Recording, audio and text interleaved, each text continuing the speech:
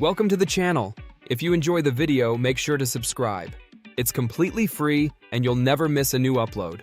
Thanks for watching.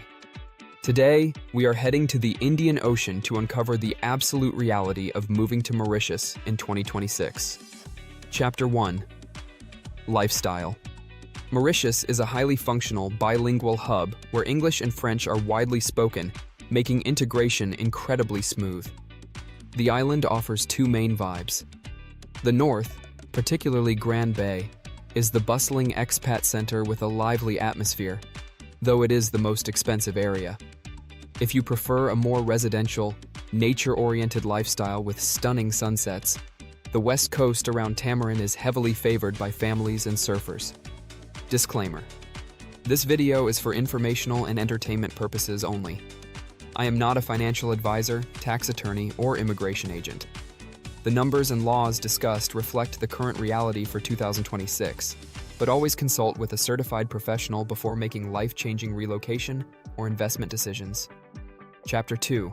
Safety in Mauritius. Let's talk numbers, starting with safety, because this is often the #1 priority for a Plan B. According to the 2025 Global Peace Index, Mauritius ranks 26th globally.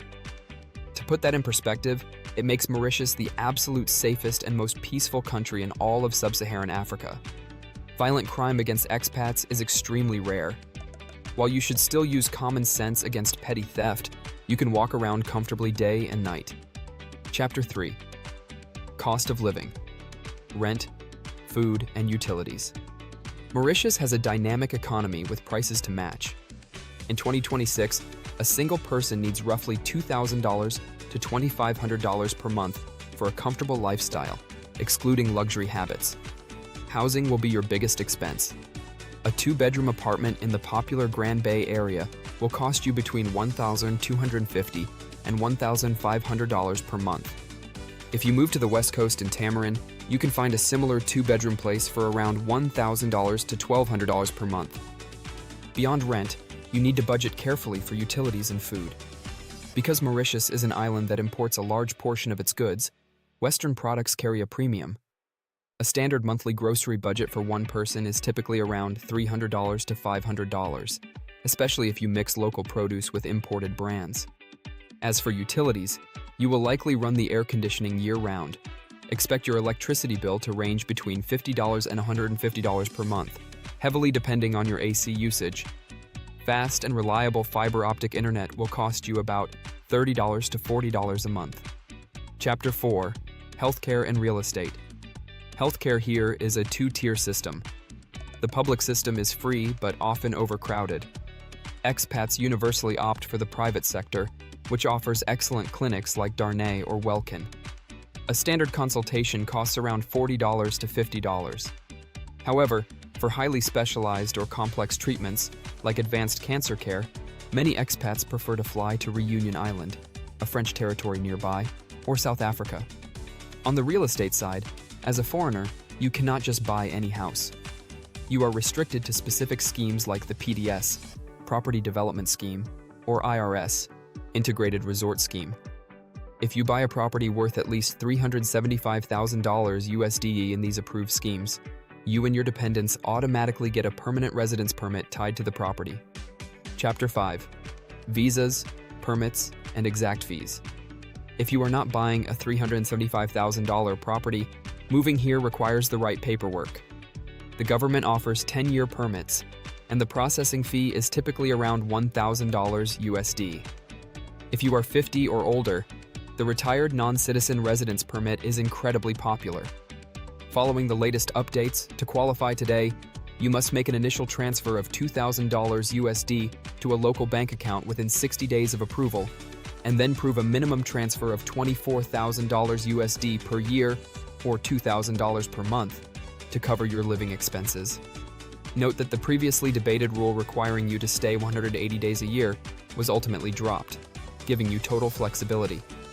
However, if you plan to be a tax resident, spending 183 days a year on the island is mandatory, or 270 days spread over 3 years. If you are still working, you can apply for an occupation permit. For a self-employed permit, you must generate a minimum turnover of 750,000 rupees, roughly $16,500, in your first year, growing to a cumulative turnover of 6 million rupees, $132,000, by year 5. If you launch a larger business, the investor permit starts with a $50,000 initial capital transfer. Your company must generate a minimum turnover of 1.5 million rupees, roughly $33,000, in year 1, growing to a cumulative turnover of 20 million rupees, $445,000, over your first 5 years. To apply for any of these, you need a strict set of documents: a comprehensive medical certificate proving you are free of infectious diseases, including a chest X-ray, and a police clearance certificate covering every country you have lived in for the past 10 years. Processing through the Economic Development Board takes 1 to 3 months. Chapter 6. Taxation, Corporate and Personal Tax. Once your business is set up, you become a tax resident, and there has been a massive update here. Let's start with your business. The standard corporate tax rate remains at a highly attractive 15%.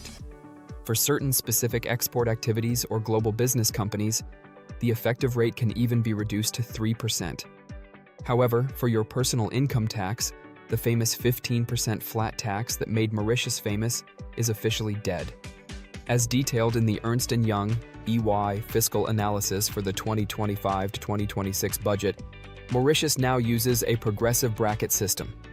You pay 0% on your first 500,000 rupees, about $11,000, 10% on the next 500,000 rupees, and 20% on anything above 1 million rupees.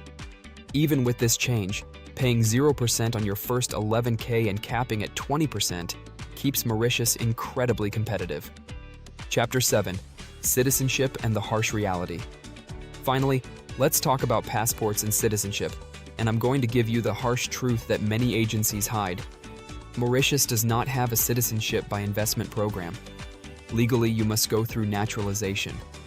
The requirement is 5 years of continuous residency for Commonwealth citizens and 7 years for others. Furthermore, you cannot leave the country for a single day during the 12 months immediately preceding your application. The application fee is between 10,000 and 20,000 rupees. But here are the real statistics. Fulfilling these requirements does not guarantee citizenship. Naturalization is entirely at the discretion of the Prime Minister's office. In reality, very few expats are granted citizenship each year. Most standard applications without deep political, marital, or massive economic ties to the country are ignored or rejected. If you do manage to be one of the rare expats to get it, the Mauritian passport ranks 27th globally, offering visa-free access to 147 destinations, including the Schengen area, China, and Russia. Chapter 8. Conclusion. Mauritius offers an incredible lifestyle, top-tier safety, and a solid tax system. But the visa requirements are strict, and citizenship is almost a myth for the average expat. Would you choose the lively beaches of Grand Bay or the quiet nature of Tamarin for your plan B? Let me know in the comments below, and thank you so much for watching until the end.